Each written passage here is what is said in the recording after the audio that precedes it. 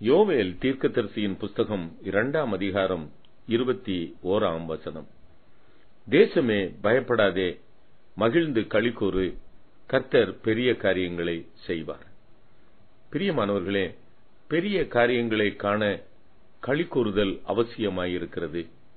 மகிழ்ச்சிக்கு எதிரடையான வேதனையை உண்டாக்கும் பயம் நீங்க வேண்டும். சந்தேகம் பயத்தையும், பயம் வேதனையையும் தரும். மத்தேயு 14:30-31, 1 யோவான் 4:18. அப்படியென்றால் சந்தேகம் வேதனையை உண்டாக்கும். பேதுருவுக்கு இயேசுவைப் போல கடலின் மீது நடக்க வேண்டும் என்ற ஆசை.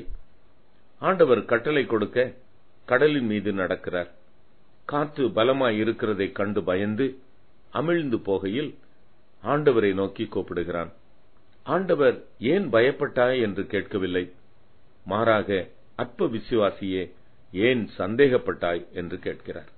அன்புக்குரியவர்களே, நம்முடைய பயத்திற்கு காரணம் சந்தேகம்.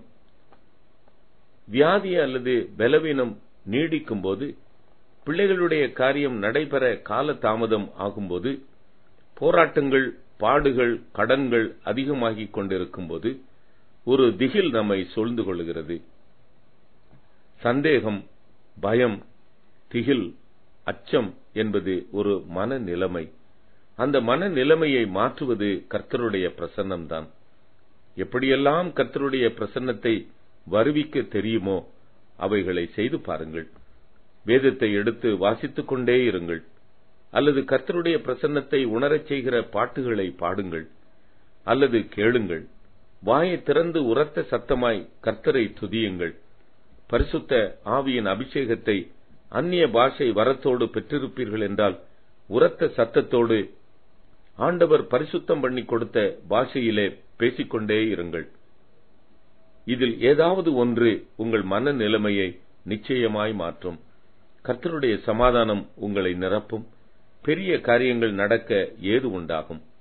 உங்கள் ஆண்டவர் சாலமோனிலும் பெரியவர், யோனாவிலும் பெரியவர், தேவாலயத்திலும் பெரியவர். அவர் உங்களுக்கு பெரிய காரியங்களை செய்வார். ஜெபம்.